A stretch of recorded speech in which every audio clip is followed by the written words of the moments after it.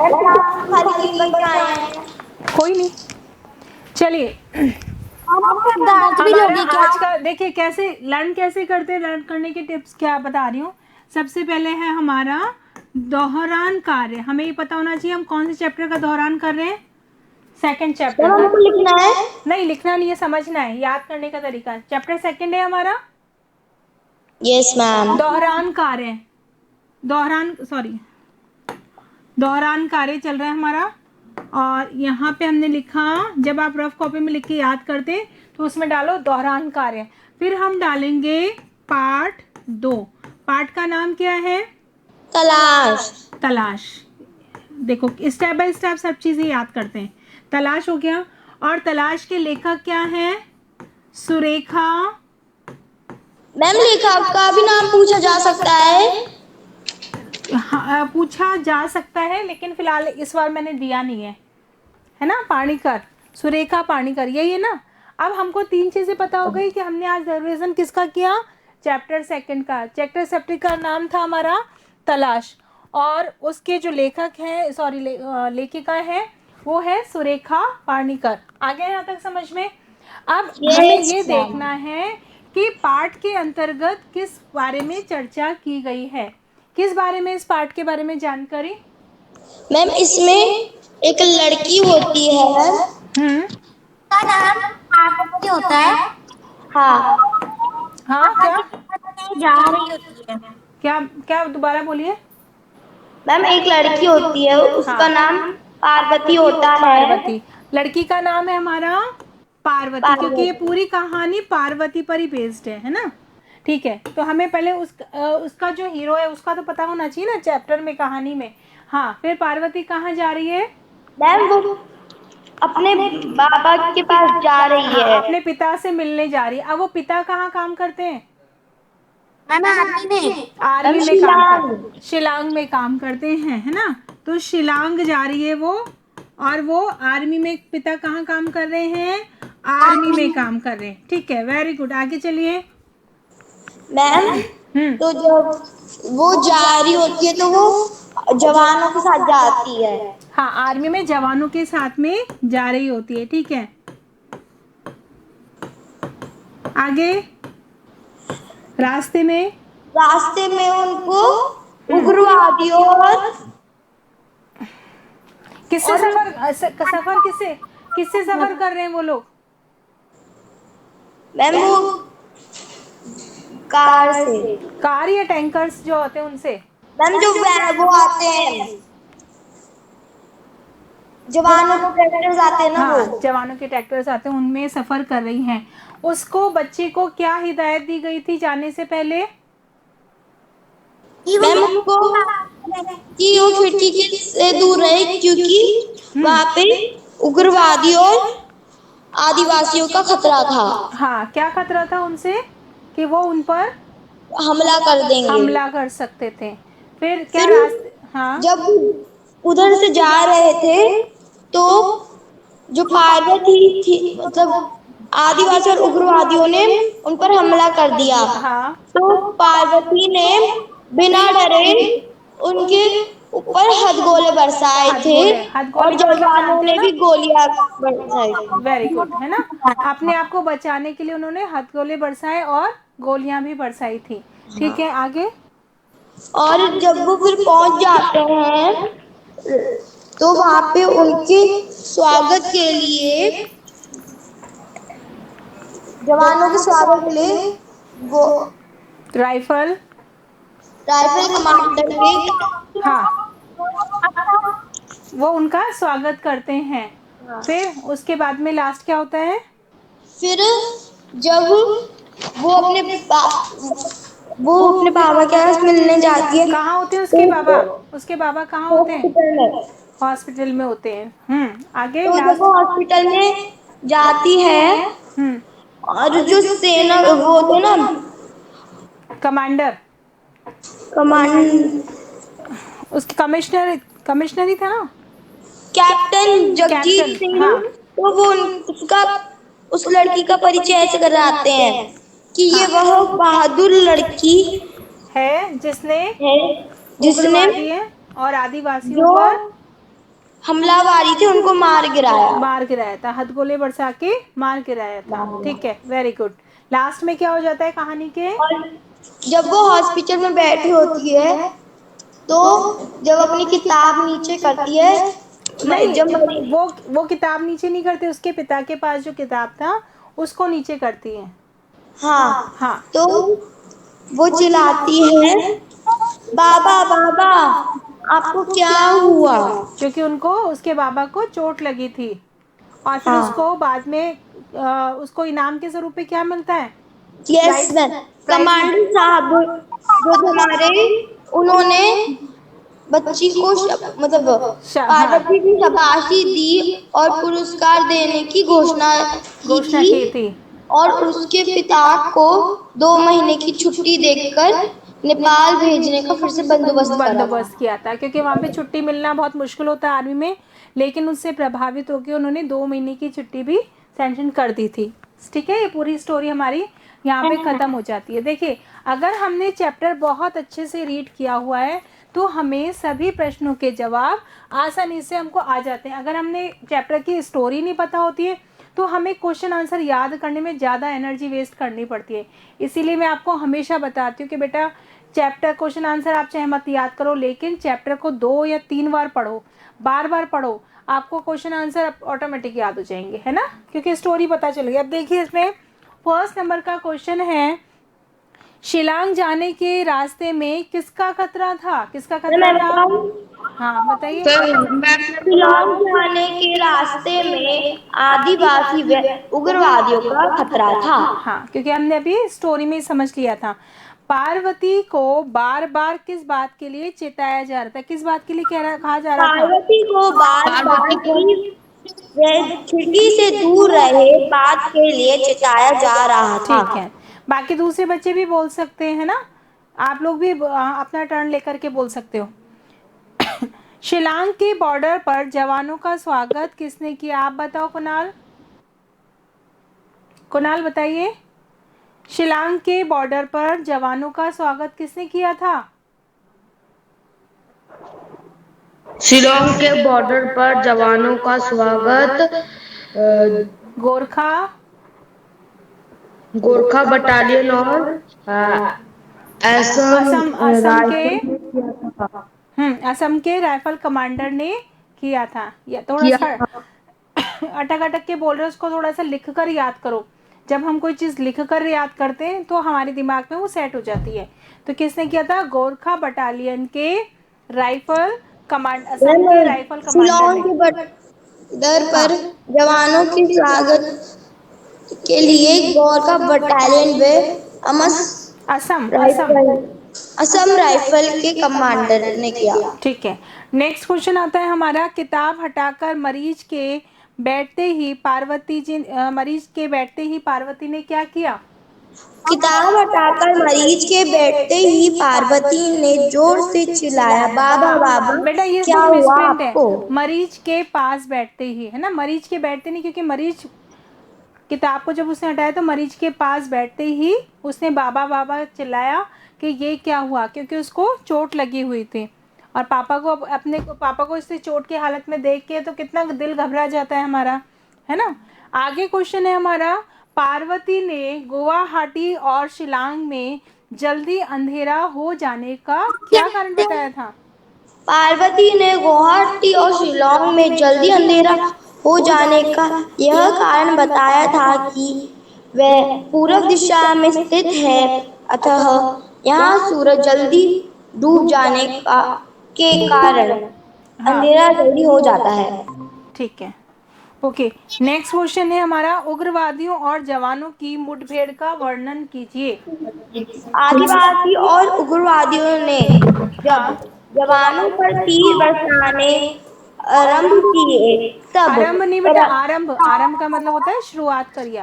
हाँ, आरंभ किए तब पार्वती ने हथगोले निकालकर फेंक और फिर कुछ देर तक जवान उग्रवादियों पर गोलियां बरसाना। चलाते रहे। इस प्रकार से उन्होंने ने किया। वेरी गुड, समझ में आ गया क्योंकि जब उन्होंने उसके ऊपर हो गए तो हथगोले और गोलियां बरसाना प्रारंभ कर दिया था। अब सेकंड लास्ट क्वेश्चन है, कैप्टन जगजीत सिंह ने पार्वती का परिचय किस रूप में दिया था? कि कैप्टन ये जगजीत सिंह ने पार्वती का परिचय एक बहादुर लड़की के नाम से दिया और कहा कि उसने यहाँ आते समय हथगोले बरसाकर सामने आए हमलावरों को मार गिराया। ठीक है, और भी कोई बच्चा बोलना चाहता है? मुझे ऐसा लग रहा है दूसरे बच्चे ही बोलना चाह रहे हैं बट बोल नहीं पा रहे हैं। अंश, आप बोलना चाहते हो आंसर? और ये कौन है? दिनेश? Yes ma'am. हाँ, आंसर बोलना चाहते हो? हम्म, हाँ बोलिए बोलिए, अंश बोलिए आंसर, यही क्वेश्चन का आंसर बोलिए। कैप्टन जगजीत सिंह ने पार्वती का परिचय किस रूप में दिया? कैप्टन जगजीत सिंह ने पार्वती का परिचय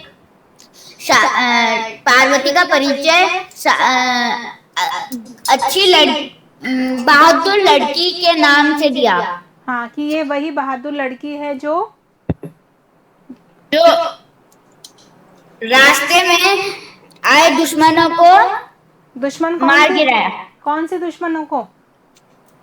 आदिवासी और उग्रवादियों को। हाँ, हथगोले बरसा करके मार गिराया था। Very good. नेक्स्ट, एक बच्चा कोई और भी ऐड है, मैं चाहती हूँ सभी बच्चे बोलें। क्या नाम है? दिनेश के नाम से महक। ओके महक, अब आंसर आप, महक ये आंसर, क्वेश्चन आंसर आपने बेटा न्यू एडमिशन आपने कर रखे हैं बेटा? Yes ma'am. ओके चलिए, लास्ट क्वेश्चन है आपका, कमांडर साहब ने पार्वती और उसके बाबा के साथ कैसा व्यवहार किया? Ma'am can I tell? Just a minute बेटा, वो उसको भी महक को बोलने दो एक बार।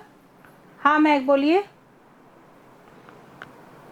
कमांडर साहब ने पार्वती, हाँ बोलिए महक।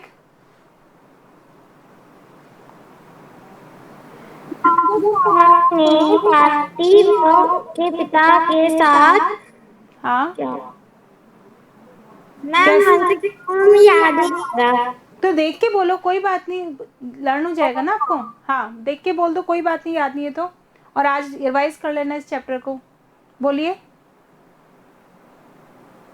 कमांडर साहब ने बच्ची को शाबाशी दी और पुरस्कार देने की घोषणा की तथा उसके पिता को 2 महीने की छुट्टी दी और नेपाल भेजने का प्रण किया।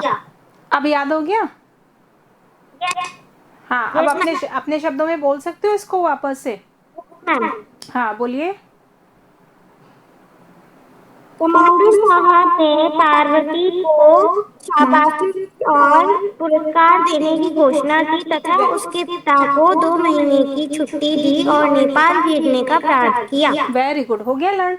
बस हमको केवल इसको था, हम रिवाइज कर रहे थे ना तो भूल गए। ओके कोई बात नहीं बेटा। देखो कोई भी चीज़ को जब हम बोलते हैं ना तो हमें पता चलता है कि इसका आंसर किस तरह से करना है।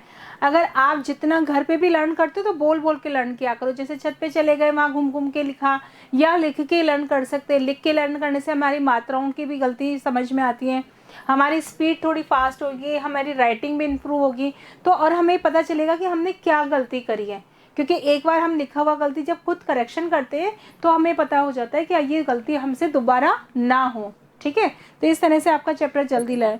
एक क्वेश्चन बनकर आ रहा है आपका कि किसने किससे कहा, यानी चैप्टर्स के जो डायलॉग्स हैं, संवाद हैं, उनमें लिखा जाता है और ये पूछा जाता है कि ये संवाद किसने कहे थे और किससे कहे थे। अब कुणाल बताएगा, कुणाल बताएगा। कुणाल, आर यू रेडी बेटा? Okay, now next first question है आपका, यह पूर्व दिशा में है तो सूरज निकलता भी जल्दी है और डूबता भी जल्दी है। ये बात किसने की थी? पार्वती ने कमांडर से की थी। किसने? पार्वती ने कमांडर से की थी। जवान से, कमांडर से या जवान से? जवान मैम से सॉरी, जवान। हाँ जवान से की थी। ओके, नेक्स्ट क्वेश्चन है, आप वनिष्का आप बताएंगे। अगर इस तरह से रास्ता साफ मिले तो दोपहर तक शिलांग पहुंच जाएंगे। किसने कहा ये बात? ड्राइवर ने कप्तान से कहा। Very good. नेक्स्ट क्वेश्चन है, वो अंश बताएंगे। अरे वह देखो बहादुर लड़की आ गई डॉक्टर साहिबा के साथ। किसने गई थी ये बात? कमांडर साहब ने।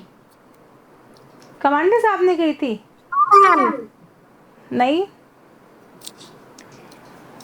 जब वो हॉस्पिटल पहुंची तो सभी जहां वो वार्ड में थे वो लोग, उन्होंने कहा था। हम सभी वार्ड वाले एक दूसरे से कहा। हाँ, जो वार्ड में जो लोग थे उन्होंने एक दूसरे से कहा था। ठीक है, ओके। नाउ महक आप बताएंगे। वह एकदम अब एकदम ठीक हूँ, छुट्टी मिलने पर घर चलेंगे। किसने कहा ये बात? पार्वती से। पिता ने अपनी पुत्री से कहा था। ठीक है, वेरी गुड। आ गया समझ में?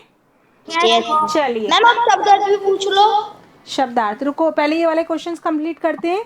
तत्सम, देशज और विदेशी शब्द, ये हमने पढ़े हुए, याद है आपको? Yes ma'am. है ना? तत्सम और तद्भव शब्दों में क्या अंतर होता है? तत्सम और तद्भव शब्दों में क्या अंतर होते हैं? क्या सीखा था हमने तत्सम और तद्भव ने? क्योंकि ये शब्द ऐसे हैं जो बार बार आपको हर चैप्टर में मिलेंगे, लेकिन हमको यही पता होना चाहिए कि तत्सम शब्द कौन से हैं और तद्भव कौन से हैं। कौन बताएगा? मैम देश ही वो होते हैं जो अपने मतलब देश में बने हो। देश में बने हुए? नो सॉरी मैम, मीन्स तो शब्द भी देश बनाते हैं क्या? भारत देश ने ये शब्द बना दिए। आप नो मैम, वो हिंदी में बने हो और कुछ वर्ड होते हैं जो इंग्लिश में होते हैं और हिंदी में ट्रांसलेट हो जाते हैं। नहीं, वो भी और देश में। विदेशी हैं। और बताइए। मैम मुझे तत्सम नहीं पता क्या होता है। देखो, तत्सम शब्द वे शब्द होते हैं जो संस्कृत के शब्द होते हैं और बिना परिवर्तन के ही जिनका प्रयोग हिंदी भाषा में किया जाता है। जिन संस्कृत शब्दों का प्रयोग हिंदी भाषा में बिना परिवर्तन के किया जाता है वो हमारे तत्सम शब्द कहलाते हैं। मैम पता कैसे चलेगा वो संस्कृत शब्द है? जैसे कपोत शब्द है, कपोत का मतलब का क्या होता है? कपोत संस्कृत में कपोत शब्द है। क्या होता है कपोत? हाँ, अब कपोत शब्द का प्रयोग कई बार आप पाठ में अगर करोगे तो यानी कि संस्कृत का एज इट इज अगर कपोत शब्द आ गया तो आपका, अरे मैं गलत लिख रही हूँ, कपोत, इसलिए हमेशा प्रोनाउंसिएशन उच्चारण करके लिखना चाहिए। वरना कई बार क्या होता है, हमको आता है लेकिन हमारा ध्यान, मैं आपसे बात करने में लग रही हूँ तो वो शब्द का उच्चारण हम नहीं करते, तो जो शब्द बोल रहे हैं वो वही लिख देते हैं। कपोत शब्द का उदाहरण मैंने इसलिए दिया। मयूर शब्द है। अब मयूर शब्द किसका है? मैम मोर। का शब्द है ये। मयूर किस में बोलते हैं? संस्कृत भाषा में बोलते हैं। तो यानी ऐसे शब्दों का प्रयोग अगर हम हिंदी भाषा में एज इट इज कर देते हैं तो ये हमारा तत्सम शब्द कहलाता है। आ गया समझ में? लेकिन जिन संस्कृत, क्योंकि हमारी जो पुरानी भाषा है, जो पहले भाषा थी, वो कौन सी भाषा थी? संस्कृत भाषा थी। लेकिन जिन संस्कृत शब्दों का प्रयोग हिंदी भाषा में कुछ परिवर्तन होकर आ जाता है, जैसे कपोत यानी कबूतर, अब ये परिवर्तित होके आ गया तो मैम ये तद्भव हो गया। ये तद्भव हो गया। अब आ गया समझ में? Yes ma'am. ये कबूतर और ये हो गया हमारा मोर। अब इन शब्दों का जब प्रयोग हम करते हैं तो ये हमारा क्या बन गया? तद्भव। अब तो नहीं भूलोगे कि तत्सम और तद्भव में क्या जैसे कि तत्सम में हो गया यात्रा। हाँ, अब इनमें देखो आपको मैंने करवा रखा है ऊपर, यहाँ पर आपके जो पिंक वाली जो बॉक्स है उसके अंदर शब्द दे रखे हैं। इनमें 3 तरह के शब्द हैं। तत्सम शब्द भी है, देश शब्द भी हैं और विदेशत मतलब जो बाहर से आए हैं, उर्दू हो गए, अंग्रेजी शब्द हो गए, उन शब्दों का प्रयोग करते हैं। जैसे कि आज हमने पिज़्ज़ा का ऑर्डर दिया है। अब मैं बताऊं? देखो, पहले मैं एक्सप्लेन कर दूं। अब देखो, ऑर्डर, हम पूरी भाषा तो क्या बोल रहे हैं? हिंदी। आज मैंने पिज़्ज़ा का ऑर्डर दिया है, लेकिन जो ऑर्डर शब्द है वो हमारा किससे आया है? इंग्लिश, इंग्लिश का। लेकिन वो ऑर्डर शब्द हम इतना ज्यादा यूज करते हैं। देखो मम्मी ये मुझे ऑर्डर दे के बात कर रहा है, अगर आपका भाई बात करता है, देखो मम्मी ये मुझे ऑर्डर दे रही है पानी लाने का, इससे कहोगे ऑर्डर नहीं दे वरना मैं नहीं लेकर आऊंगी। तो हमने उस ऑर्डर शब्द को इतना इतना ज्यादा हिंदी में यूज कर लिया कि अब हमें यही नहीं पता पड़ता कि ये इंग्लिश का वर्ड है। तो उन शब्दों का जब ऑर्डर शब्द का हम बार बार यूज कर रहे हैं तो वो हमारा विदेशज शब्द कहलाएगा। ठीक है, देशज होता है जो उस देश विशेष में बोले जाते हैं, वो शब्द हमारे देशज शब्द कहलाते हैं। तीनों में फर्क आ गया। अब इसमें जैसे तत्सम, देशज और विदेशी शब्दों को आपको मैंने अलग अलग करवा रखा है, उनको आप रीड कर लेंगे। ओके, नेक्स्ट आ जाइए पेज नंबर 17 पर। विदेशी भाषाओं में हिंदी से आए निम्नलिखित शब्दों के हिंदी पर्याय लिखिए। पर्यायवाची शब्द समझते हो? एक ही शब्द को जब अलग अलग नामों से बुलाया जाता है लेकिन वो चीज एक ही होती है। जैसे ये पेन है, पेन को हम कलम भी कहते हैं, तो ये रहेगा तो पेन का पेन, लेकिन इसके शब्द को कई नामों से पुकारा जाता है, तो वो होता है उसका पर्याय, पर्यायवाची मैम शब्द। जैसे हवा, वायु। हाँ, वायु। जैसे होशियार को बोलते मैम हैं ये तो बहुत जंगल, होशियार है। कानन। हाँ, ये सारे मैम शब्द। जैसे पानी, जल, हाँ, वेरी नीर। Good, very good. तो ये हो गए हमारे पर्याय, इसमें आपको पर्याय याद करने हैं। थर्ड नंबर का क्वेश्चन है, आप ऐसे 5 शब्द लिखिए जिसमें चंद्र का प्रयोग लगता हो, अर्धचंद्र का। देखो एक चीज और भी समझाती हूँ आपको। एक फर्स्ट तो हो गया डॉक्टर। देखो, एक तो होती है अंग की मात्रा, अंग की मात्रा, एक होता है हमारा चंद्र बिंदु, और एक होता है हमारा ये, यानी कि ये बिंदु और ये चंद्र जब मिलता है तब तो हमारा चंद्र बिंदु बन जाता है। दिख रहा है आपको मेरी ये स्क्रीन? यस मैम, दिख रहा है। और यहाँ पे देखिए, यहाँ पे हमारे चंद्र नहीं है और यहाँ पे बिंदु नहीं है, तो यानी 3 अलग अलग मात्रा हो गई। जैसे ये हो गया अंग, अंग में हमारे अंग की बिंदी लगाए, ये लिखा हमने चांद, चांद में हमने चंद्र बिंदु लगाया तो चांद। लेकिन यहाँ लिखा हमने डॉक्टर, में लगेगा। डॉक्टर शब्द लगाया, तो इसका साउंड क्या होता है? ओ। क्या साउंड होता है? ओ। लेकिन अगर हम डॉक्टर में देखो, अगर ये डॉक्टर में ओ की मात्रा, साउंड तो ओ का होता है लेकिन इसका प्रोनाउंसिएशन में चेंज आ जाता है। अगर हमने ओ की मात्रा लगाई थी तो इसका उच्चारण क्या होगा? डॉक्टर। क्या हो जाएगा? डॉक्टर। तो डॉक्टर, क्या प्रोनाउंसिएशन ठीक है आपका कि मैं डॉक्टर के जा रही हूँ? सुनने में बोल के देखो कैसा लगता है, बोल के देखिए। डॉक्टर के जा रही हूँ, मैं डॉक्टर के जा रही हूँ, तो अजीब सा।